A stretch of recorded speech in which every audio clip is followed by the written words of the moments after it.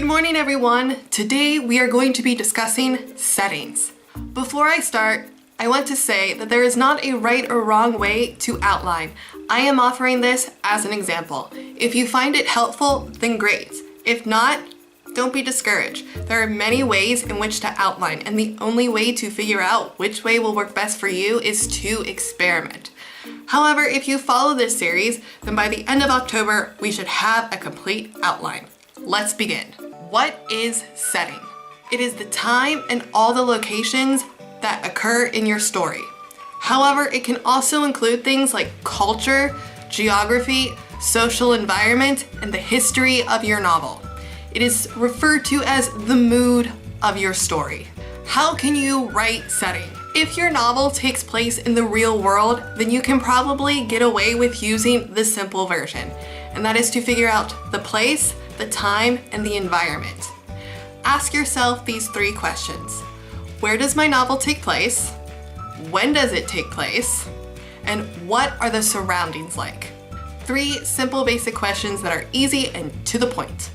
If, however, your novel takes place in another world where everything is made up, then you might want to use a more in-depth version. Things to ask yourself: where does my novel take place?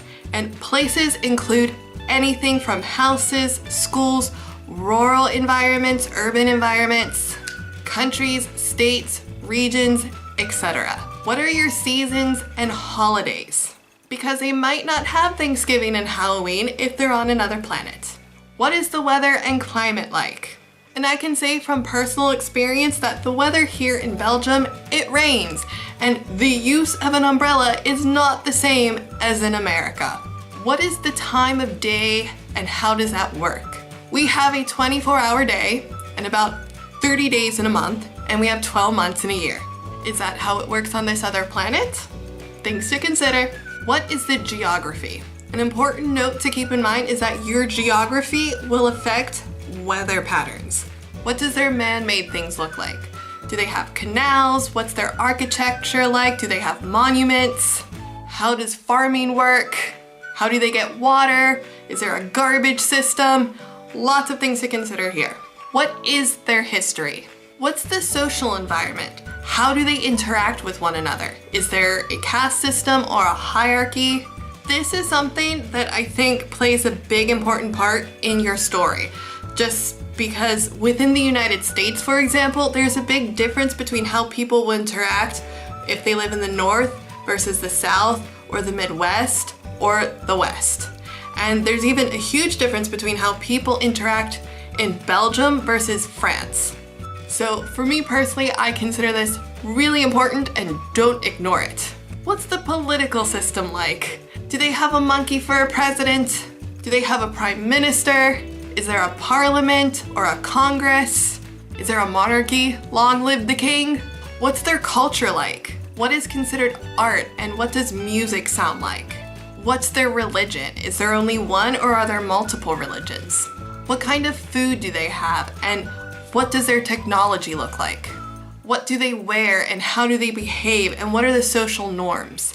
And a very important aspect of culture is language. Language really affects how we perceive the world. I've seen this done in one book and it's Clan of the Cave Bears. If you haven't read it, I'd consider giving it a read because the author goes into detail about a young woman who has to learn how to communicate without speaking. And it's the first book I ever read that actually really talks about language. The book is really good. What are their regional influences?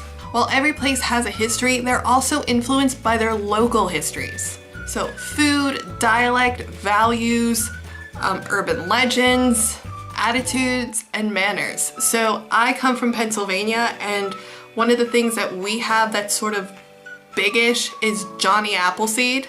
And then for dialects, I say hoagie, but people out there seem to think it's called a sub or a footlong, when it's not. It's called a hoagie. I'm sorry, you all are wrong. What does the population look like? Is it very dense or is it rural? All right, now that we know more about setting, let's go and work on our outline. We are one step closer to finishing. Subscribe to stalk me, follow me on Twitter or NaNoWrimo. My name is the same, and I will see you guys tomorrow.